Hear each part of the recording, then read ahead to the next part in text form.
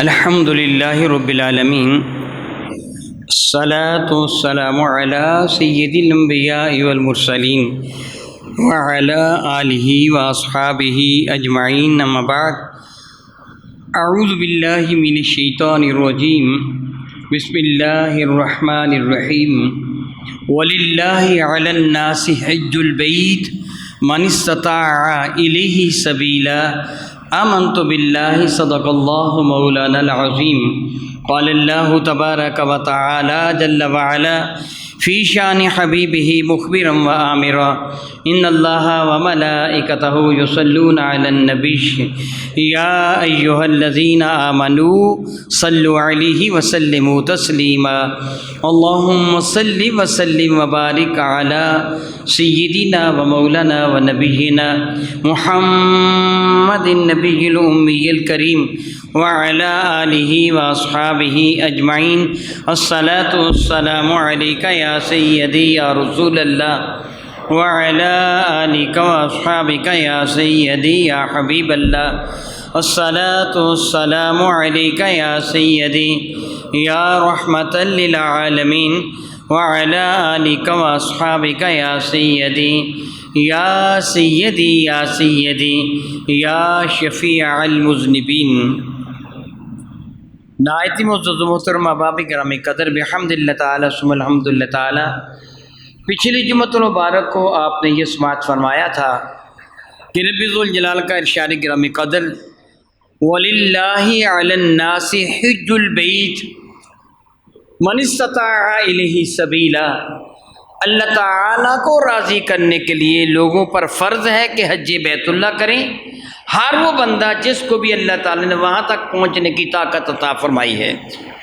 جو آدمی حج بیت اللہ کے لیے حج بیت اللہ کی طرف سفر کر سکتا ہے، وہاں تک جا سکتا ہے، اسی کو پریشانی نہیں ہے، وہ اپاہج نہیں ہے، حکومت کی طرف سے پابندی نہیں ہے، اس کے بیوی بچوں کا خرچہ جانے آنے تک، اس کا واپسی تک کا خرچہ بیوی بچوں کا موجود ہے، اس کے پاس راستے کا ذخیرہ ہے، وہاں خرچہ کرنے کو اس کے پاس روپے پیسے وغیرہ ہیں، وہاں جا سکتا ہے، آ سکتا ہے، کوئی خوف و خطر نہیں، تو اس پر حج کرنا فرض ہے۔ میں نبی فرماتے ہیں جو حرم کعبہ کی زیارت کے لیے جا سکتا ہو، استطاعت ہو، طاقت رکھتا ہو، اور باوجود طاقت رکھنے کے وہ حج بیت اللہ کے لیے نہیں جاتا، تو اللہ کو پرواہ نہیں، وہ یہودی ہو کے مرے یا عیسائی ہو کے مرے، معاذ اللہ تعالیٰ۔ یہ حضرت سیدنا علی مرزا سے منقول ہے، فرماتے ہیں حضور نے فرمایا کہ وہ یہودی ہو کے مرے یا عیسائی ہو کے مرے، اللہ کو پرواہ نہیں۔ ہر وہ شخص کہ جس کو اللہ تعالیٰ نے حج بیت اللہ کی طاقت دی ہو اور وہاں تک وہ جا سکتا ہو، جو نہ جائے۔ ہاں، جسے طاقت نہیں ہے وہاں تک نہیں جا سکتا، یعنی حکومت نے پابندی لگا دی یا کوئی ایسی صورت بن گئی یا وہ اپاہج ہے یا اس کے پاس خرچہ ورچہ وغیرہ نہیں ہے، پھر اس پر حج فرض نہیں ہے۔ پوری زندگی میں کم از کم ایک مرتبہ حج کرنا فرض ہے اس آدمی کے لیے کہ جس آدمی کو اللہ تعالیٰ نے طاقت دی ہو۔ جس کے پاس طاقت نہیں اس پر فرض ہوتا ہی نہیں ہے۔ اسی طرح وہ عورت اگرچہ اس کے پاس مال و دولت ہو مگر اس کے ساتھ محرم نہیں ہے تو اس پر حج فرض نہیں ہوتا، اعلیٰ حاضر قیاس۔ لیکن اس فرضیت سے پہلے رب کائنات کا یہ ارشاد گرامی قدر قابل غور ہے وَلِلَّهِ عَلَى النَّاسِ، اللہ کو راضی کرنے کے لیے انسانوں پر حج ہے۔ وَلِلَّهِ عَلَى النَّاسِ حِجُّ الْبَيْتِ، یہ حج جو فرض ہے یہ رب کو راضی کرنے کے لیے نہیں ہے، نہ معاذ اللہ تعالیٰ رب کو راضی کرنے کے لیے ہے، حاجی کہلوانے کے لیے نہیں ہے۔ جس طرح میں پچھلے جمعۃ المبارک کو بالوضاحت عرض کر چکا ہوں، ہاں کوئی تجھے حاجی کہہ دے تو ناجائز نہیں ہے، تو حاجی ہے، مگر تو اس نیت کے ساتھ حج نہ کر کے لوگوں کی نظر میں میری عزت بن جائے گی، لوگ مجھے حاجی کہیں گے، الحاج کہیں گے، اس نیت کے ساتھ تو حج نہ کر، وگرنہ برباد کر بیٹھے گا اپنے حج کو۔ یاد رکھیے، میں اس سے قبل بھی بارہا یہ جملہ کہہ چکا ہوں، اگر پروردگار عالم جل وعلا تم کو نیکی کی توفیق عطا فرما دے، وہ نیکی خواہ کسی بھی شکل میں ہو، وہ حج کی شکل میں ہے، زکوٰۃ کی شکل میں ہے، وہ روزے کی شکل میں ہے، وہ نماز کی شکل میں ہے، صدقات و خیرات کی شکل میں ہے، کسی کو نیکی کی دعوت دینے کی شکل میں ہے، کسی کے ساتھ بھلائی کا سلوک کرنے کی شکل میں ہے، حتیٰ کہ میرے نبی فرماتے ہیں تو مسکرا کر کسی کے ساتھ مصافحہ کر لے گا تو پروردگار عالم تجھے صدقہ کے برابر ثواب عطا فرما دے گا۔ اور مصافحہ جب تو ایمان والے کے ساتھ مسکرا کر مصافحہ کرے گا، اپنے ہاتھوں کو ہاتھوں میں دے کر وہ حرکت دیتا ہے تو اس کے گناہ یوں جھڑ جاتے ہیں جس طرح خشک درخت کے پتے جھڑ جاتے ہیں۔ کوئی بھی نیکی جو رب کائنات جل وعلا تجھے توفیق عطا فرما دے، اپنے رب کا شکر ادا کرنا، کبھی بھی غرور نہ کرنا، کبھی بھی تکبر نہ کرنا۔ دراصل یہ نیکی تو کرتا نہیں ہے، تجھ سے کروائی جاتی ہے، نیکی تجھ سے کروائی جاتی ہے۔ لا حول ولا قوت الا باللہ العلی العظیم کا معنی یہ ہے لا حول، مجھے کوئی بھی گناہ سے نہیں بچا سکتا، ولا قوت، مجھے کوئی بھی نیکی کی توفیق نہیں دے سکتا، الا باللہ العلی العظیم، سوائے میرے اس اللہ کے جو بڑی عظمت والا ہے اور بڑی عظمت شان والا ہے۔ میرا اللہ مجھے نیکی کی توفیق دیتا ہے، تو جب تیرا رب تجھے نیکی کی توفیق دیتا ہے پھر تو اس کا شکر ادا کر کہ مولا تعالیٰ میں تیرا احسان مانتا ہوں، تو نے مجھ بندہ ناچیز کو نیکی کی توفیق عطا فرما دی ہے۔ کبھی بھی غرور نہ کریں، کبھی تکبر نہ کریں۔ یاد رکھیے یہ جو آپ نیکی کرتے ہیں، خواہ وہ کسی بھی قسم کی نیکی کیوں نہیں ہے، بڑی سے بڑی نیکی کر لیں یا چھوٹی سے چھوٹی نیکی، یہ نیکی تم اپنے رب کو راضی کرنے کے لیے کرتے ہو، جنت کے لیے نہیں۔ نیکی اپنے رب کو راضی کرنے کے لیے کرتے ہو۔ یاد رکھو اگر تم نے رب کو راضی کر لیا تو میرا رب غفور بھی ہے، شکور بھی ہے۔ غفور پردہ ڈھال لینے والا ہے، تیرے گناہوں پہ پردہ ڈھالتا ہے۔ شکور تیری نیکی کی قدر کرتا ہے۔ جس طرح آپ ایک درخواست لکھتے ہیں، آپ مجھے ایک دن کی چھٹی دے دیجئے، میں آپ کا مشکور ہوں گا۔ مشکور کا معنی ہوتا ہے کہ آپ کی اس نعمت پر آپ کا قدر کروں گا۔ شکر کا لازمان ہوتا ہے قدر دانی، قدر کرنا کسی کی۔ اللہ بھی قدر فرماتا ہے، بندہ اپنے رب کا شکر ادا کرتا ہے، میں اپنے رب کی نعمتوں کو نظر انداز نہیں کرتا، ان کی قدر کرتا ہے۔ اللہ شکر فرماتے ہیں کہ اللہ تعالیٰ بندے کی نیکی کو ضائع نہیں کرتا، قدر فرماتا ہے۔ کتنی قدر فرماتا ہے؟ میرے نبی فرماتے ہیں تو اپنے رب کی رضا کی خاطر نیکی کریں، اگر تیری نیکی رب کے حضور قبول ہو گئی تو کبھی ایک کھجور صدقہ کرنے والے کو قیامت کے اندر احد پہاڑ کے برابر ثواب دے دیا جائے گا۔ اللہ تعالیٰ تیری نیکی کی اتنی قدر فرماتا ہے۔ وَمَن يَعْمَلْ مِثْقَالَ ذَرَّةٍ خَيْرًا يَرَهُ، کہ چیونٹی کے سر کے برابر نیکی کرتا ہے تو اللہ تعالیٰ اس کو بھی ضائع نہیں ہونے دیتا، اس کی بھی حفاظت فرماتا ہے۔ تو جتنا زیادہ مخلص ہوگا، جس قدر زیادہ اخلاص اور محبت کے ساتھ رب کی رضا کی خاطر نیکی کرے گا، تیرا درجہ اسی قدر زیادہ ہو جائے گا۔ جس طرح حدیث مبارکہ ہے، میرے نبی کا ارشاد گرامی قدر ہے کہ صحابہ کرام ایک ساڑھ تقریباً 4.5 کلو جو اللہ کی راہ میں صدقہ کریں۔ غیر صحابی احد پہاڑ کے برابر، بعض روایت میں کہ سونا صدقہ کرے، دونوں برابر نہیں ہو سکتے۔ صحابی کا درجہ پھر بھی زیادہ ہے، کیونکہ صحابی کو جو اخلاص کی دولت میسر ہے وہ تجھے اور مجھے میسر نہیں ہے۔ جب بندہ اپنے رب کو راضی کرنے کے لیے نیکی کرتا ہے تو رب اس کی نیکی کی قدر فرماتا ہے۔ کہہ دیجئے اللہ اس کی نیکی کی قدر فرماتا ہے۔ سارے حج میں یہی کچھ ہے۔ میں نے کیا کہا؟ سارے حج میں یہی کچھ ہے۔ چشم تصور میں ایک منظر لے کے آئیے، ہزاروں برس پرانی بات ہے، جب حضرت سیدنا ابراہیم علیہ نبینا علیہ السلام اپنی نہایتی وفا شعار رفیقہ حیات حضرت سیدہ حاجرہ خاتون کو اور اپنے اس بیٹے کو جو دعائیں مانگ مانگ کر اپنے رب سے لیا تھا، مفسرین کرام نقل فرمایا کہ حضرت ابراہیم علیہ السلام کی عمر 80 سال کی ہو گئی تھی۔ اپنے رب کے حضور رو رو کر دعائیں مانگتے ہوئے کہ مولا تعالیٰ مجھے بیٹا عطا کر دے، بیٹا عطا کر دے، بیٹا عطا کر دے۔ سیدہ سارہ خاتون سے کوئی بھی اولاد نہ ہوئی تھی۔ حضرت حاجرہ خاتون کے ساتھ شادی فرمائی تو رب کائنات نے نہایت ہی حسین و جمیل بیٹا عطا فرمایا۔ حسن و جمال کے اعتبار سے یہ بچہ زمان میں ایک منفرد تھا، جس کی پیشانی میں نور مصطفیٰ چمکتا تھا۔ اس میں ذبیح اللہ کی ولادت باسعادت ہو گئی، تو آپ نے نام کیا رکھا؟ اسماعیل۔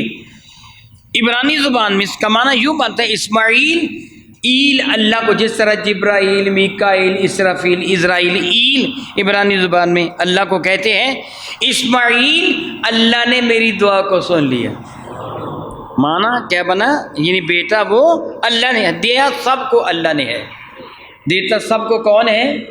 اللہ کے سوا کو دوسرا نہیں دیتا، سب کو بیٹے اللہ نے دیے، لیکن جو بہت دعاؤں کے بعد ملے نا اس کا نام رکھ دیتے ہیں اللہ دیتا، وہ بھی اللہ نے دیا ہے، باقی بھی اللہ نے دیے ہیں، مگر جس پہ محنت کوئی زیادہ دعاؤں کی ہوئی ہم ایسا نام رکھ دیتے ہیں۔ بہرحال میں کہہ رہا تھا بچے کا نام رکھا تھا اسماعیل، بڑا پیارا بچہ تھا، بڑا پیارا بچہ تھا، بڑا پیارا بچہ تھا، اور اس کی ماں بھی سیدہ حاجرہ خاتون بھی اپنے خامد سے بڑی وفا کرنے والی تھی۔ رب کا حکم ہوا اسے لگ تک صحرا میں چھوڑاؤ۔ اور پھر کیا ہوا تھا؟ ابراہیم علیہ السلام وہ بیت الخلیل فلسطین ملک شام سے چلے تھے، اور آپ ان کو ساتھ لے کر صحرائے عرب میں تشریف لے آئے۔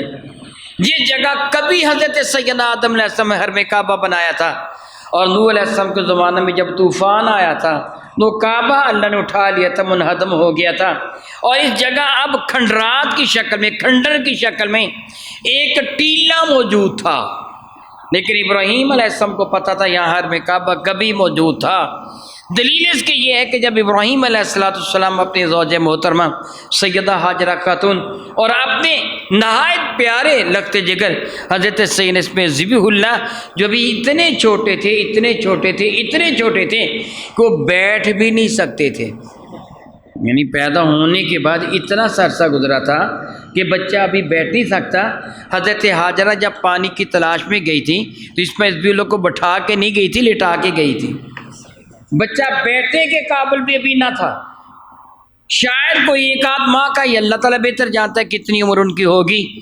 ان کو چھوڑ کے جب لے کے آئے ہیں تو ان کو جب بٹھایا تھا نا اس ٹیلے کے قریب بیٹھ جاؤ، تو آپ نے بارگاہ رب العزت پہ ایک جملہ ادا کیا تھا، ربی انی اسکنت، تو یہ قرآن کریم میں ہے، یہ قرآن کریم ہے کہ ابراہیم علیہ السلام نے یوں عرض کیا تھا، میرے مولا ربی انی اسکنت من ذریتی بواد غیر ذی زرع، میرے مولا اے میرے پالنے والے، میں اپنی اولاد میں باز کو یعنی اپنے بیٹے کو اور اپنی بیٹی کو میں نے چھوڑا ہے بواد غیر ذی زرع، مولا تعالیٰ ایک ایسی لک دک صحرا وادی میں کہ جہاں گھاس کا تنکا بھی نہیں ہے، پانی کا قطرہ بھی دور و نزدیک نظر نہیں آتا ہے، کوئی درخت ہونا تو دور کی بات ہے، غیر ذی زرع، زراعت نام کی کوئی شے ہے ہی نہیں ہے، کوئی جڑی، کوئی بوٹی، کوئی تنکا کوئی بھی دیکھنے کو نہیں ملتا، مگر جگہ کون سی ہے؟ اندہ بیتک المحرمی، مولا تعالیٰ تیری حرمت والے گھر کے پہلو میں چھوڑ کے جا رہا ہوں۔ ابراہیم جانتے تھے یہاں کبھی اللہ تعالیٰ کا گھر تھا، اگرچہ اس وقت وہ موجود نہیں تھا، طوفان نوحی کی نظر ہو چکا تھا، چھوڑ کے چلے گئے۔ حضرت سیدہ حاجرہ خاتون نے گھر سے چلنے سے لے کر جب ابراہیم علیہ السلام نے حکم دیا تھا اونٹی پر بیٹھ جاؤ، وفا شعار حاجرہ خاتون اپنے خامد کے حکم کے سامنے سر تسلیم خم کرتے ہوئے اپنے لختے جگر کو گود میں لے کر اونٹی پر سوار ہو گئیں۔ ابراہیم لے کے چل دیے، پورے راستہ میں مفسرین اکرام متفق ہیں، سیدہ حاجرہ خاتون نے سوال نہیں کیا ابراہیم کہاں لے کے جا رہے ہو، نہیں پوچھا، جس طرح آپ کی مرضی ہے میں حاضر ہوں، بیوی ہو تو ایسی ہو، میں اسی لیے میں نے کہا نہایت وفا شعار۔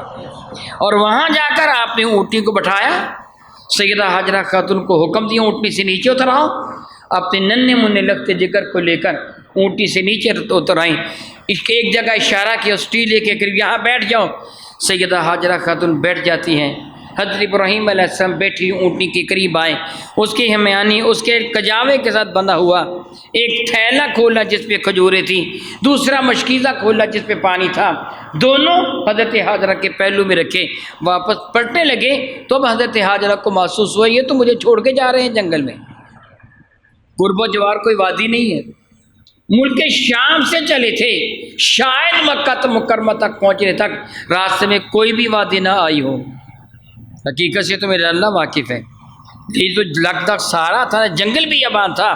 تو سیدہ حاجرہ خاتون سلام اللہ تعالی علیہ نے جب یہ محسوس فرمایا کہ شاید مجھے یہ تنہا چھوڑ کے جا رہے ہیں، مگر میرا قصور کیا ہے، میں نے تو کبھی اف تک نہیں کہا، ان کی کبھی نافرمانی کا تصور بھی نہیں کیا، میں نے کبھی کسی شے کا مطالبہ کیا ہی نہیں ہے، پھر میرا قصور کیا ہے؟ یہ تو بہت ہی رحیم ہے، بڑے کریم ہیں، محبت فرمانے والے ہیں، لگتے جگر سے ٹوٹ کر پیار کرتے ہیں، میرے ساتھ بھی محبت فرماتے ہیں، پھر مجھے چھوڑ کے کیوں جا رہے ہیں؟ سیدہ حاجرہ خاتون نے سوال کیا تھا، اے اللہ کے پیغمبر ابراہیم، کیا تم مجھے اس جنگل میں چھوڑ کر جا رہے ہو؟ میں تھا ہاں، میں تو جنگل میں چھوڑ کے جا رہا ہوں۔ تو عرض کیا تھا حضور میرا قصور تو بتا دو، تو آپ نے جواب دیا تھا مجھے میرے رب کا یہی حکم تھا، مجھے میرے رب کا یہی حکم تھا۔ اب چشم تصور میں ایک منظر لے کے آئیے، کوئی خاوند اپنی بیوی کو دور جنگل بیابان میں چھوڑ کر واپس آ رہا ہو، پھر بیوی کا رد عمل ریئیکشن کیا ہوتا ہے؟ وہ دوڑ کر اپنے خاوند کا دامن پکڑ لے گی اور روئے گی، تو مجھے کیوں چھوڑ کے جا رہے ہو؟ درندوں کے پاس چھوڑ کے جا رہے ہو، میرا تو کوئی بھی نہیں ہے، میں بھوکی مر جاؤں گی، پیاسی مر جاؤں گی، یہ ننھا منھا بچہ مر جائے گا، کس کے سہارے چھوڑے جا رہے ہو؟ میرا کو قصور ہے تو اللہ کے نام پر معاف کر دو۔ یہی کرے گی نا، اس کے پاؤں پکڑے گی، اس کے سامنے روئے گی، ہاتھ جوڑے گی، ہر وہ عمل اختیار کرے گی جو بھی اس سے عاجزی انکساری کا ممکن ہے کہ تم مجھے معاف کر دو، مجھے ساتھ لے جاؤ، مجھے یوں جنگل میں پھینک کے نہ جاؤ، وہ روئے گی۔ لیکن جب ابراہیم علیہ السلام نے یہ جواب دیا مجھے اللہ کا حکم ہے، تو سیدہ حاجرہ خاتون کا جواب یہ تھا اگر اللہ کا حکم ہے تو حاجرہ 1000 مرتبہ اپنے رب کے نام پر قربان ہونے کو تیار ہے۔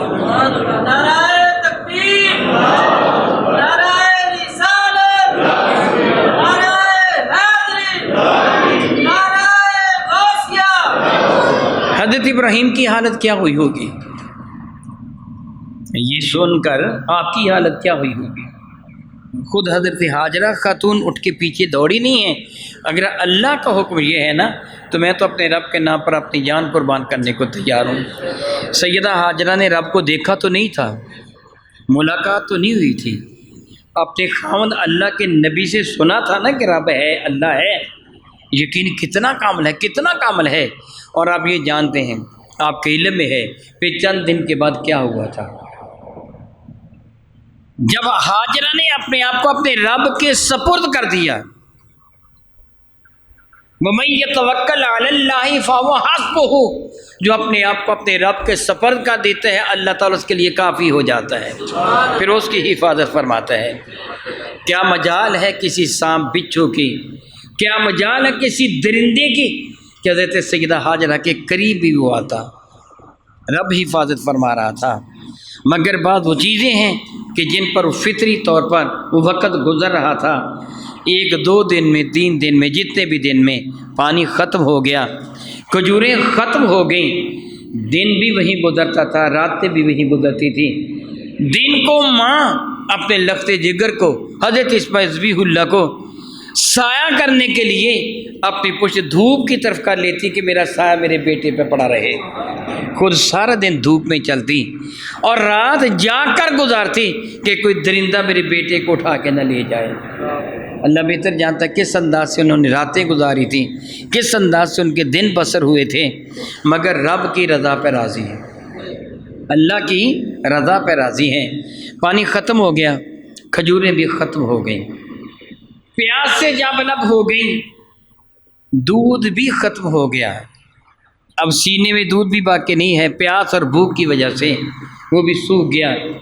اپی تو خیر تھی مگر اب بچہ تو بلک بلک کر رو رہا تھا، اس کا حلق بھی سو کر کانٹا بنا ہوا تھا۔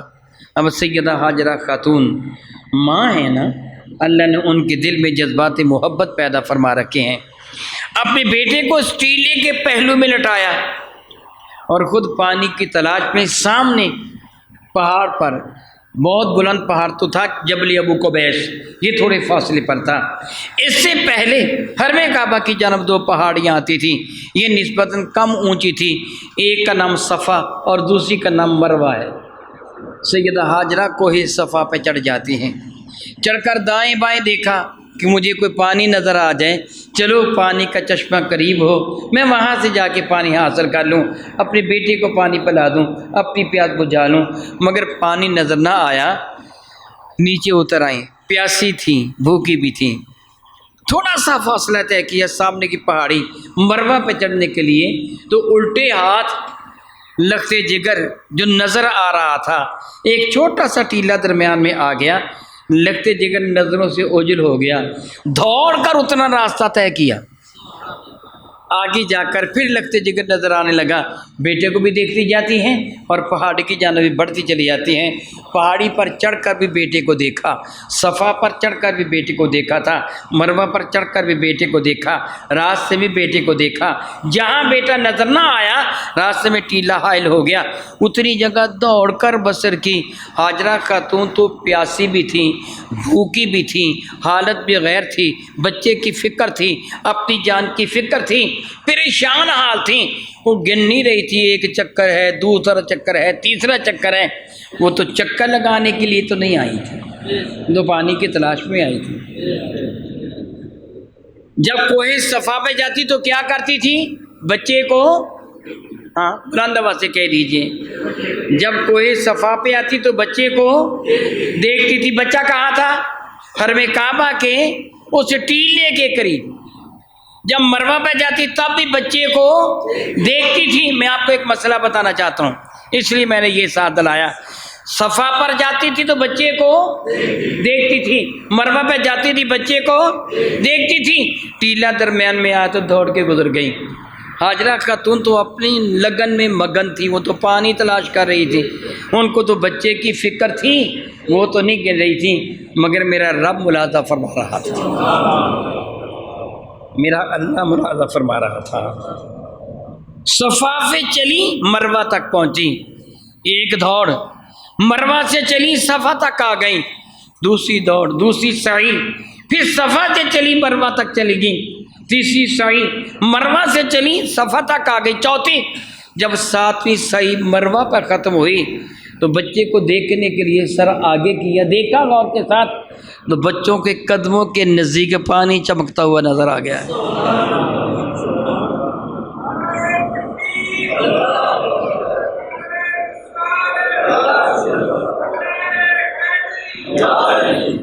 وہ منشا زی نے پکار کے کہا ہو، ہاجرہ جس پانی کی تلاش پہ تم صفا مروہ کے درمیان ماری ماری پھر رہی ہو، وہ پانی تیرے بچے کے قدم چوم رہا ہے۔ دوڑی ہوئی آئیں اور آ کر اس پانی کے گرد گرد ریت کی دیوار کھڑی کرنا شروع کر دی، اور زمزم فرماتی ہیں رک جا رک جا رک جا۔ میرے نبی فرماتے ہیں اللہ تعالیٰ بے شمار رحمت نازل فرمائے میری جد محترمہ پر، وہ راج زمزم نہ فرماتی تو چشمہ اتنا بڑا ہو جاتا، پورا شہر مکہ اس کی لپیٹ میں آ جاتا۔ آج ہزار چھوٹا سا چشمہ ہے مگر پوری دنیا پانی بھرتی ہے، وہ ختم ہونے کو نہیں آتا۔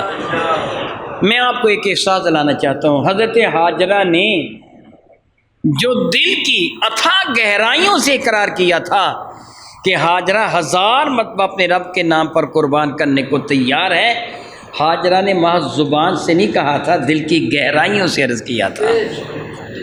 رب کریم پہ کامل ترین بھروسہ ہے، اپنے رب کو راضی کرنا چاہتی، مولا اگر تیری رضا اس پہ ہے کہ ہاجرہ اس لک صحرا میں تڑپ تڑپ کر مر جائے تو ہاجرہ دل و جان سے حاضر ہے۔ تو رب کائنات نے صلہ کیا عطا فرمایا، وہ ہاجرہ کوہ صفا پہ کھڑی ہو کر اپنے بچے کو دیکھنے کے لیے سر آگے کر کے ملاحظہ کرتی تھی کہ بچہ زندہ ہے، وہ ہاتھ پاؤں مار رہا ہے کہ وہ ٹھنڈا ہو گیا ہے، اس لیے بیٹے کو دیکھتی تھی نا بچہ زندہ ہے کہ نہیں۔ ہاجرہ اپنے بچے کو دیکھنے کے لیے حرم کعبہ کی جانب رخ ذیبہ فرماتی تھی، بچے کو دیکھنے کے لیے میرے نبی کا حکم ہے، اے میرے غلاموں کوہ صفا پہ چڑھ کر حرم کعبہ کو دیکھ کر جو دعا مانگو گے قبول ہو جائے۔ اللہ اکبر اللہ اکبر اللہ اکبر اللہ اکبر۔ ہاجرہ کی نیت تو عبادت کی نہیں تھی، وہ تو کوہ صفا پہ چڑھ کر اپنے بچے کو دیکھ رہی تھی، وہ تو عبادت کی نیت سے نہیں کر رہی تھی یہ عمل۔ رب کائنات کو ان کا یہ عمل کتنا محبوب ہوا، پتہ چلا جو اپنے رب کو راضی کرتا ہے اللہ تعالیٰ اس کے کام کی قدر فرماتا ہے۔ ہاجرہ نے اپنے رب کو راضی کرنا چاہا تھا۔ صفا مروہ کے درمیان سعی کرنا، وہ دوڑنا آنا اور جانا، جو میں نے پہلے عرض کیا کہ حضرت ہاجرہ خاتون نہیں گن رہی تھی، میرا رب لدہ فرما رہا تھا۔ اللہ کو یہ عمل اتنا پیارا ہوا، قیامت تک حاجیوں کو کہہ دیا آج پانی وافر مقدار میں موجود ہے، جگہ جگہ ایئر کولر لگے ہوئے ہیں، واٹر کولر لگے ہوئے ہیں، خبردار خبردار تمہیں بھی وہاں ہی دوڑنا ہوگا جس طرح میری ہاجرہ دوڑی ہے، ورنہ میں تمہارا حج قبول نہیں کروں گا، تمہارے منہ پہ دے مارا جائے گا۔ یہ چلنا بھی عبادت ہو گیا، وہ تیز دوڑنا بھی عبادت ہو گیا، پہاڑی پر چڑھنا بھی عبادت ہو گیا، ادھر منہ کر کے دیکھنا بھی عبادت ہو گیا۔ گویا محبوبہ نے خدا کا ایک ایک عمل اللہ کو اتنا محبوب لگا کہ اس کو عبادت بنا دیا۔ تو اپنے رب کو راضی کرنے کے لیے عمل کر، میرا رب وعدہ فرماتا ہے فَاذْكُرُونِي أَذْكُرُكُمْ، تم میرا ذکر کرو میں تمہارا ذکر باقی رکھوں گا۔ آج ہاجرہ موجود نہیں ہے، آج سیدہ ہاجرہ موجود نہیں ہے، مگر ہر حاجی اسی جگہ دوڑتا ہے، جہاں وہ دوڑی تھی وہاں سے بھی دوڑنا ہوتا ہے، جہاں آہستہ چلی تھی آہستہ چلنا ہوتا ہے، جہاں انہوں نے حرم کعبہ کی جانب منہ کیا تھا ہاں تجھے بھی حرم کعبہ کی جانب منہ کرنا ہوگا۔ کوہ مروہ پر حرم کعبہ نظر نہیں آتا، راستے میں دیواریں آ جاتی ہیں، کوہ صفا پر حرم کعبہ نظر آتا ہے۔ میرے نبی کا ارشاد ہے تجھے حرم کعبہ کسی وجہ سے نظر نہ آئے تو کوہ صفا پہ چڑھ کر حرم کعبہ نظر آئے تو دیکھ لینا، کہیں نظر نہ آئے، جس طرح مروہ پہ نظر نہیں آتا، نظر نہ آئے تو نہ صحیح اس کی جانب منہ ہی کر لینا کہ ہاجرہ نے منہ تو ادھر کیا تھا، ادھر منہ کر کے دعا مانگ لینا، تیرا رب تیری دعا کو قبول فرما لے گا۔ اللہ اکبر اللہ اکبر اللہ اکبر اللہ اکبر۔ یہ سب کیا ہے؟ تجھے بتانا ہے کہ تیرا عمل تیرے رب کی رضا کے لیے اگر ہوگا تو تیرا اللہ اس کو شرف قبول سے ضرور نواز دیتا ہے، لیکن اگر تیرا عمل تیرے رب کی رضا کے مطابق نہیں ہے پھر تیرے منہ پہ دے مارا جاتا ہے، پھر تیری نماز، تیرا روزہ، تیری زکوٰۃ، تیرا حج، تیرا اللہ اللہ کرنا، تیری سخاوت کرنا اللہ کا ضرور مردود ہے کہ اگر تو اللہ کو راضی نہیں کرنا چاہتا دنیا کو راضی کرنا چاہتا ہے پھر تیرے پلے کچھ بھی نہیں ہے، تجھے تب ہی کچھ ملے گا جب تو اپنے رب کو راضی کرنا چاہے گا۔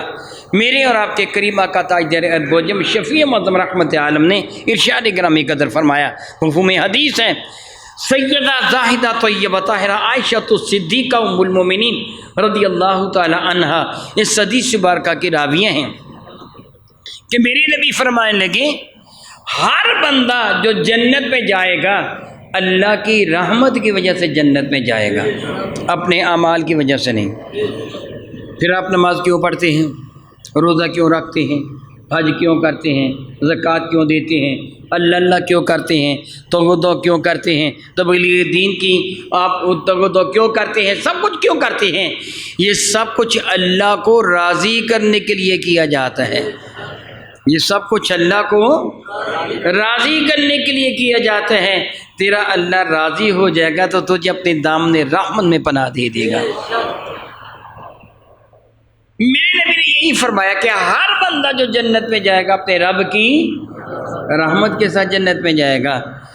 تو سیدہ ام المومنین فرماتی میں نے بارگاہ اقدس میں عرض کیا یا رسول اللہ چلو باقی تو سارے اللہ کی رحمت کی وجہ سے جنت میں جائیں گے، آپ بھی اللہ کی رحمت سے جنت میں جائیں گے، یعنی آپ کے تو اعمال مبارکہ اس قدر عرف اور اعلیٰ ہیں، آپ جانتے ہیں بہت اچھی طرح جانتے ہیں میرے نبی کا ہر فعل امت اپنائے تو وہ سنت ہے، جس سے میرے نبی نے سنت قرار دیا۔ میرے نبی نے جس انداز سے پانی پیا تم پیو گے تو سنت پر ثواب. میرے نبی جس انداز سے خواب استراحت میں تشریف لے گئے آرام کیا سوئے اس انداز سے تم لیٹو گے تو سنت. میرے نبی جس طرح بیٹھے تم بیٹھو گے سنت. میرے نبی جس طرح چلے تم چلو گے سنت. علی ھذا القیاس وما ینطق عن الھوی ان ھو الا وحی یوحی. وہ تو اپنی مرضی سے گفتگو بھی نہیں فرماتے. تو جب ان کا ہر عمل اللہ تعالیٰ کے حکم کے تحت ہے تو ان کی جانب گناہ کی نسبت کرنا ہی کفر کی حد تک حرام ہے. ان کا تو ہر فعل ہی عبادت ہے. امت اپنا تو عبادت ہے. اس لیے عائشہ صدیقہ کہنے لگی یا رسول اللہ چلو باقی تو اللہ تعالیٰ کی رحمت کے ساتھ جنت میں جائیں گے. آپ کے تو اعمال بہت عرف اور اعلیٰ ہیں اور آپ جانتے ہیں کہ جنت کا دروازہ کھولے گا میرے نبی کے ہاتھ پر. میرے نبی ہی گناہ گاروں کی شفاعت کروا کے جنت میں لے کے جائیں گے.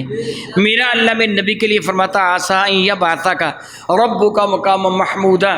میدان معاشرے میں تمہیں وہ مقام عطا فرماؤں گا کوئی چاہے نہ چاہے بدترین دشمن بھی تمہاری نعت پڑے گا تمہاری ثنا کرے گا. وہ اتنا مرتبہ مقام اتنا بلند اعلیٰ مقام اللہ نے وعدہ فرما دیا. نبیوں کا سردار بنا دیا. ساری مخلوق میں سب سے زیادہ عزت والا میرے نبی کو بتایا. اس لیے عائشہ صدیقہ کرنے لگی آپ بھی تو کیا آپ بھی اللہ کی رحمت سے جنت میں جائیں گے. تو میرے نبی نے اپنا دست مقدس دایاں ہاتھ اپنے سر انور پر رکھ کے فرمایا عائشہ میں بھی اللہ کی رحمت کے ساتھ ہی جنت میں جاؤں گا. مگر میرے اللہ نے مجھ پہ اتنی رحمت نازل فرما دی ہیں گویا سراپر رحمت اللہ عالمین بنا دیا ہے. یعنی مجھے سراپر رحمت اللہ عالمین میرے مجھ پہ رحمت نازل فرما دی. میں بھی اللہ کی رحمت کے ساتھ جنت میں جاؤں گا. میرے نبی نے سمجھانے کے انداز میں ایک واقعہ ارشاد فرمایا. ایک حدیث برکہ اس کا میں ترجمہ نہیں آپ کو سناؤں گا. جو حدیث برکہ میں نبی نے ارشاد فرمائی میں اس کا ترجمہ نہیں اس کا مفہوم تعویل کے ساتھ یعنی آپ کو سمجھانے کے انداز میں اس کا مفہوم میں ذکر کروں گا. پرانے زمانے کی بات ہے. بنی اسرائیل کے زمانے کی بات ہے. اس زمانہ میں ایسی باتیں ہوا کرتی تھیں جس طرح آپ اچھی طرح جانتے ہیں کہ اس زمانہ میں جرم کرنے والوں کے چہرے بھی بگڑ جاتے تھے. اس طرح نیکی کرنے والے کو کبھی کبھی دنیا میں جزا بھی مل جاتی تھی. ایک شخص تھا اللہ تعالیٰ جل وعلا کی عبادت کرنے والا بڑا اچھا بندہ تھا عابد و زاہد تھا.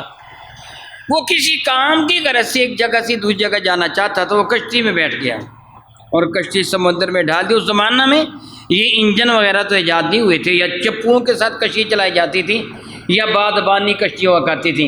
یعنی کپڑا ڈائریکشن کے اعتبار سے اس طرح باندھا جاتا کہ ہوا اس کو دھکیل کے لے کے جاتی جدھر انہوں نے جانا ہوتا. کبھی وہ کھول دیا جاتا کپڑا کبھی باندھ دیا جاتا کپڑا. اور اگر طوفان شدید آ جاتا تو وہ کشتی بے قابو ہو جاتی. پھر ہوا جدھر اس کو دھکیل کے لے جائے بندے کے قابو میں نہ رہتی. یہ بندہ کشتی میں سوار ہوا. میرے اللہ کو یہی منظور تھا. شدید طوفان آیا اس کی کشتی اس کے قابو سے باہر ہو گئی گہرے سمندر میں چلی گئی. ہچکولے کھانے لگی. یہ اپنے رب کی یاد میں مشہور و مصروف رہا. کیا مرنا ہے ہی معلوم نہیں کب کشتی الٹ جائے گی اور مچھلیاں مجھے کھا جائیں گی میں پانی میں ڈوب کے مر جاؤں گا. یہ اللہ تعالیٰ کا ذکر کرتا رہا. اللہ تعالیٰ کو جو منظور تھا وہی ہوا. ہوا اس کی کشتی کو دھکیلتی ہوئی سمندر کے اندر ایک جزیرے میں لے گئی. جزیرے سے مراد وہ خشک علاقہ جہاں سمندر کا پانی نہیں پہنچا اونچا علاقہ. جب کشتی جزیرے کے کنارے جا کے لگی اس نے اللہ کا شکر ادا کیا. تیزی کے ساتھ کشتی سے اتر گیا کہ کہیں یہ پھر پیچھے نہ ہٹ جائے. جزیرے میں درخت کافی سارے تھے. بڑا زرخیز قسم کا وہ جزیرہ معلوم ہو رہا تھا. خیال کیا شاید کوئی انسانی آبادی بھی ہو مگر پورے جزیرے میں کوئی انسان اس کے سوا نظر نہیں آیا. یہ تنہا ایک انسان اس جزیرے میں تھا. وہ گھومتے ہوئے جزیرے بہت بڑا جزیرہ نہیں تھا گھومتے ہوئے ایک جگہ گیا. وہاں اسے ایک ٹیلا سا چھوٹا سا پہاڑ ٹیلا نظر آیا اور اس کے پہلو میں اس پہاڑ کے نیچے ایک پانی کا چشمہ تھا. اس سے پانی کا گھونٹ بھرا تو پانی ٹھنڈا بھی تھا میٹھا بھی تھا. حالانکہ سمندر کا پانی نمکین تھا یہ پانی ٹھنڈا بھی تھا اور میٹھا بھی تھا.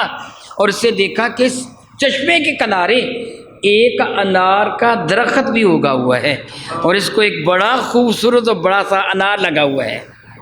بڑا خوبصورت بھی ہے سائز میں بھی بڑا ہے. بھوکا تھا کئی دن شاید اس نے سمندر میں گزارے تھے یا کتنا عرصہ اللہ بہتر جانتا ہے. اس نے انار جلدی سے توڑ لیا. انار توڑ کر کھایا تو اتنا لذیذ انار تھا کہ آج تک اس نے زندگی میں ایسا انار نہیں دیکھا تھا. انار کھایا، بڑا انار تھا، خوب پیٹ بھر گیا، اس کی بھوک بھی جاتی رہی، پیاس بھی جاتی رہی، یہ وہیں بیٹھ گیا، سارا دن بیٹھا رہا، شام ہوئی تو سو گیا، صبح اٹھا تو حیران ہوا کہ درخت پر ایک اور انار لگا ہوا ہے، اور یہ بھی پہلے انار کی طرح بڑا اور خوبصورت ہے۔ حیران ہوا کہ اس طرح تو درختوں پہ انار نہیں لگا کرتے، پہلے پھول آتا ہے، پھر چھوٹی سی ڈوڈی بنتی ہے، آہستہ آہستہ آہستہ کئی دنوں یا مہینوں کے بعد وہ بڑا انار ہوتا ہے، یہ رات رات اس کو انار لگ گیا۔ خیر اس سے انار توڑا اور انار بھی کھا لیا۔ اب اس کا معمول یہی تھا، چشمے سے پانی پیتا، روزانہ اس درخت کو ایک انار لگ جاتا، یہ اسے کھا لیتا، اگلی صبح تک اسے بھوک محسوس نہ ہوتے، وہ ایک انار اس کی خوراک کافی ہو گیا۔ میرے کریم کا ارشاد گرامی قدر ہے، اسی طرح اس کی زندگی کے 500 سال گزر گئے، دن رات وہ اپنے رب کی عبادت میں مشغول و مصروف رہتا، کوئی گناہ نہیں کیا، کوئی دوسرا انسان تھا ہی نہیں، نہ کسی کے ساتھ بددیانتی، نہ چوری، نہ عیاری، نہ چکر بازی، نہ جھوٹ، نہ فریب، نہ دھوکہ، چشمے سے وضو کرتا، جو زمانہ میں رائج تھا، جو بھی طریقہ کار تھا، وہ عبادت کرتا جو اس کے نبی نے اسے بتایا تھا، جو بھی عبادت تھی وہ سارا دن عبادت میں مشغول رہتا، رات سو جاتا، دن وہ تھوڑا بہت چکر لگاتا، پھر چشمے کے کنارے آ کے بیٹھتے، وہاں اپنی جھونپڑی بھی تیار کر لی تھی۔ اب اس تنہا کا وہاں گھر تھا، روزانہ اللہ تعالیٰ انار بھی عطا فرما دیتا، پانی بھی عطا فرما دیتا، اس طرح 500 سال کا عرصہ بیت گیا۔ میرے نبی نے فرمایا قیامت کے دن اللہ تعالیٰ جل وعلا اس بندے کو اپنے حضور طلب فرمائے گا، اور طلب فرما کے فرمائے گا میرے بندے مجھے بتا کہ میں تیرے نیک اعمال کی وجہ سے تجھے جنت میں بھیجوں یا اپنی رحمت کے ساتھ جنت میں بھیجوں؟ تو یہ بندہ کرے گا مولا تعالیٰ تیرے علم میں ہے کہ میں نے 500 سال تک ایسی نیکی کی ہے، ایسی زندگی بسر کی ہے، ایک لمحہ کے لیے بھی تیری نافرمانی نہیں کی ہے، تو پھر حق بنتا ہے کہ مجھے میری عبادت کی وجہ سے جنت میں بھیج۔ میرا اللہ فرمائے گا تو نے سچ کہا کہ تو نے میری نافرمانی نہیں کی، ایک طویل عرصہ تک تو نے میری عبادت کی ہے، مگر یہ بھی یاد رکھ میں نے تجھے اپنی نعمتوں سے بھی نوازا، ان کا شکر ادا کرنا بھی تجھ پہ واجب تھا نا۔ میرے بھائیوں، میرا اللہ فرماتے ہیں تعدوا نعمت اللہ لا تحصوها، اگر تم اپنے رب کی نعمتوں کی گنتی کرنا چاہو تو نہیں گن سکتے۔ بعض وہ نعمتیں جن کی جانب ہمارا دھیان نہیں ہے، میں آپ سے ایک سوال کرتا ہوں، مجھے بتائیے کانٹا چبھنے کی تکلیف آپ کو ہوتی ہے؟ بتائیے بنا، اگر بھیڑ کاٹ لیں، یہ بھیڑ جو ہوتی ہے مکھی ہوتی کاٹ لیں، آپ کو تکلیف ہوتی ہے؟ اس وقت آپ کو کانٹا چبھنے کی تکلیف ہو رہی ہے؟ نہیں ہو رہی نا، تو یہ بھی اللہ کی نعمت ہے۔ اس وقت جو ہمیں سکون میسر ہے نا، بھیڑ کے کانٹے کی تکلیف نہیں ہو رہی، کانٹا چبھنے کی تکلیف، یہ اللہ کی نعمت ہے، یہ اللہ تعالیٰ کی طرف سے ہمیں اللہ نے انعام عطا فرمایا ہے کہ ہمیں تندرست و توانا رکھا۔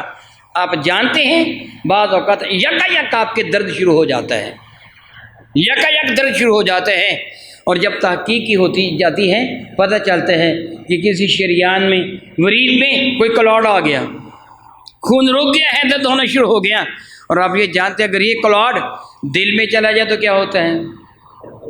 ہارٹ اٹیک ہو جاتے ہیں۔ پھر بتا یہ سرکولیشن آف بلڈ جو جاری ہے ساری رب کی نعمت ہے کہ نہیں ہے؟ کبھی اس کی جانب آپ نے غور کیا؟ میں بھی سانس لے رہا ہوں، آپ بھی سانس لے رہے ہیں، سانس چل رہا ہے۔ شیخ سعدی رحمۃ اللہ تعالیٰ بڑی پیاری بات فرماتے ہیں، وہ اللہ کے بندے اگر تو ہر سانس میں اپنے رب کا شکر ادا کریں تو اللہ کی عزت کی قسم حق کے شکر ادا نہیں کر پاتا۔ سانس کا اندر جانا بھی رب کی نعمت ہے، باہر نکلنا بھی رب کی نعمت ہے۔ اگر تیرا سانس اندر چلا جائے، تیری قوت دافعہ باہر نکالنے کی قوت اللہ سلب فرما لے، تیری موت واقع ہو جائے گی۔ اگر سانس باہر نکلا ہوا ہو، تیری قوت جاذبہ ماسک کی قوت ماسک کا وہ اندر کھینچے کی سک کرنے کی قوت اللہ تعالیٰ جل وعلا چھین لے، پھر بھی تیری موت واقع ہو جائے گی۔ ایک ایک سانس پر دو نعمتیں تجھے میسر آ رہی ہوتی ہیں، پھر تو دن بھی سانس لیتا ہے، رات سویا ہوا بھی سانس لیتا ہے، کس طرح اس سانس کا تو شکر ادا کر پاتا ہے۔ پانی پیے گا، یہ بھی رب کی رحمت ہے، پیاس بجھ جاتی ہے، لیکن پی لے، اگر نکلے گا نہیں، پیشاب نہیں آئے گا تو پھر کیا ہوگا؟ پھر بھی تیری موت واقع ہو جائے گی۔ تجھے روٹی نہ ملے بھوکا مر جائے گا، اور روٹی کھا لے پیٹ سے باہر نہ نکلے پھر بھی تو مر جائے گا۔ تیرا کھانا بھی رب کی نعمت ہے، اس کا نکلنا بھی رب کی نعمت ہے، تیرا پینا بھی رب کی نعمت ہے، پیشاب کا آنا بھی رب کی نعمت ہے، سانس کا آنا بھی رب کی نعمت ہے، اس کا جانا بھی رب کی نعمت ہے۔ ہر لمحہ تجھ پہ تیرے رب کی نعمتوں کا نزول ہو رہا ہے۔ تو نے کبھی غور ہی نہیں کیا؟ میں کہہ رہا تھا، میرے نبی نے ارشاد فرمایا، اللہ تعالیٰ فرمائے گا میں نے تجھے بہت ساری نعمتیں دی تھیں، ان کا شکر ادا کرنا بھی تجھ پہ واجب تھا۔ وہ بندہ عرض کرے گا مولا تعالیٰ تو نے بے شمار نعمتیں دی تھیں، بالخصوص وہ روزانہ انار تو مجھے عطا فرماتا تھا، زمانے کی رواج سے ہٹ کر۔ سمندر کے درمیان ٹھنڈے پانی کا چشمہ، میٹھے پانی کا چشمہ تو نے عطا فرمایا تھا۔ رب کائنات جل وعلا شاہ میں کہا ٹھیک ہے، اپنی نعمتوں میں سے کسی اس نعمت کو جسے وہ معمولی جانتا تھا حکم دے گا کہ اپنے حصے کی نیکیاں لے لے، وہ نعمت ساری نیکیاں سمیٹ لے گی، ایک بھی نیکی باقی نہ بچے گی، ابھی اس کا حق پورا نہیں ہوگا۔ رب کریم فرمائے گا تو نے تو میری نعمتوں کا شکر بھی ادا نہیں کیا، باقی نعمتوں کا شکر کدھر ہے؟ فرشتے اس کو پکڑ لو جہنم میں ڈال دو۔ پھر وہ چلا کہے گا مولا تعالیٰ میری نیکیوں کی وجہ سے نہیں، اپنی رحمت کے ساتھ مجھے جنت میں بھیج دے۔ اللہ تعالیٰ فرمائے گا اب تو نے سچ کہا، اے فرشتے سے میری رحمت کے ساتھ جنت میں لے جاؤ۔ تو جنت میں جانا رب کی رحمت کی وجہ سے ہے، ان نیکیوں کی وجہ سے نہیں ہے۔ آپ جانتے ہیں، اپنے کئی مرتبہ سنا کہ قیامت کے دن اللہ چاہے گا تو کسی ایسے شخص کو بھی معاف فرما دے گا جس کی نیکی صرف یہ تھی کہ اس نے کانٹے در جھاڑی وہ راستے سے اٹھا کر ایک طرف رکھی تھی، جو کہ عمل رب کو راضی کرنے کے لیے کیا تھا، رب اسی کے صدقہ سے اس کو معاف فرما دے گا۔ تو جو بھی عمل کر، تو نماز پڑھ، تو روزہ رکھ، تو حج کر، تو زکوٰۃ، نافرمانی نہ کر اپنے رب کی، اپنے رب کا حکم مان۔ کس لیے مان؟ اپنے رب کو راضی کرنے کے لیے۔ یہ نہیں کہ میں ایسے کروں گا اتنی نیکیاں مل جائیں گی، ایسے کروں گے اتنی نیکیاں مل جائیں گی، ایسے کروں گے اتنی نیکیاں مل جائیں گی۔ ان نیکیوں کو تو کیا کرے گا؟ تو کام کر اس نیت کے ساتھ، نیکیوں کی نیت سے کام نہ کر، کام اس نیت کے ساتھ کر، میں یہ کام کروں گا میرا رب مجھ سے راضی ہو جائے گا، میں نماز پڑھوں گا میرا رب راضی ہو جائے گا، روزہ رکھوں گا میرا رب راضی ہو جائے گا۔ اللہ حاضل کیا میرا اللہ کیا فرماتا ہے؟ وَلِلَّهِ عَلَى النَّاسِ حِجُّ الْبَيْتِ، اے حج کے لیے روانہ ہونے والے تیرا ہر قدم میری رضا کے لیے ہونا چاہیے، تیرا وہاں اٹھنا بیٹھنا آنا جانا میری رضا کے لیے ہونا چاہیے۔ اگر کوئی حاجی اپنے رب کی رضا کے لیے یہ اعمال صالح اپنا لیتا ہے تو میرے نبی فرماتے ہیں وہ گناہوں سے یوں پاک ہو جاتا ہے گویا آج ہی اس کی ماں نے اس کو جنم دیا ہے۔ تیرے پیش نظر تیرے رب کی رضا ہونا چاہیے۔ میرے بہت عزت والے میرے بھائیوں، رب کائنات جل وعلا کے حضور میں دعا کروں کہ اللہ تعالیٰ آپ کو بھی اور مجھے بھی توفیق عطا فرمائے، ہم جو بھی کام کریں اپنے رب کی رضا کے لیے کریں، اور کبھی کوئی نیکی کر کے غرور نہ کریں، تکبر نہ، خدا را غرور نہ کریں، تکبر نہ کریں۔ شیطان نے بڑی نیکیاں کی تھیں، ایک تکبر اور غرور نے سب کچھ برباد کر کے رکھ دیا تھا۔